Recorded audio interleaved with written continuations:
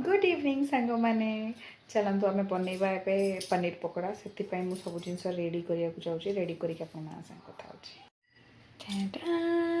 होगला more ready paneer ready करदे ये batter ready करदे एबे पनीर रे आधे टिके ऑरिगेनो चिली फ्लेक्स आउ पेरी पेरी मसाला पकेबी आधे लुण हलदी आउ टिके जुआणी पकेबी बस एतिकी करके देखा चलो देखो ये मसला सब पकई ये आम बैटर भी रेडी हो जाए तो ये जिनस को भल से मुझे मिक्स करके आदरे पकईकी ये पनीर पकोड़ा रेडी हम तापर मुझे चटनी टी करी आ भावुँ सूप करी देखा जाओ जहाँ हम आपण मानक सांगे शेयर कर देखो मोर ये तेल गरम हो गला मुझे पनीर बैटरटा को गोल पकईबी पर मम्मी को दबा ये मोर सूप रेडी होची करुची मु कॉर्न सूप तो तापर मम्मी को दबा केमती टेस्ट लगुच चटनी भी बनईबी देखा केमती कौन हो चलो देखा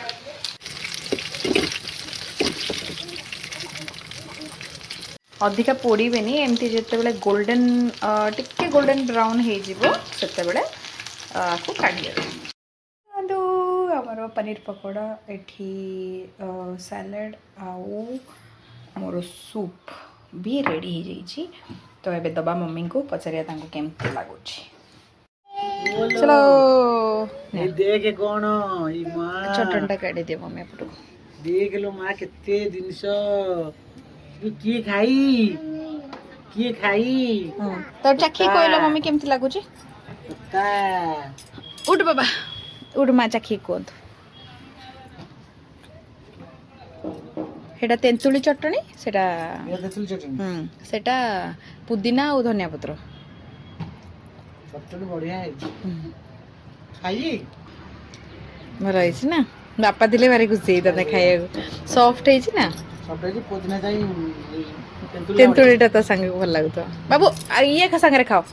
ये हाँ खाओ पनीर पकोड़ा खाओ धरो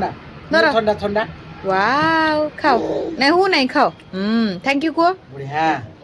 थैंक यू सूपटा मम्मी तो चाखी टे गरम अच्छी अवश्य कॉर्न कली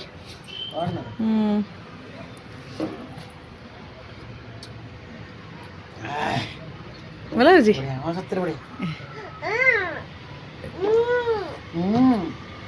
हो बाय कर दियो बाबा बाय कर दियो एपटे एपटे बाय कर दियो बाय बाय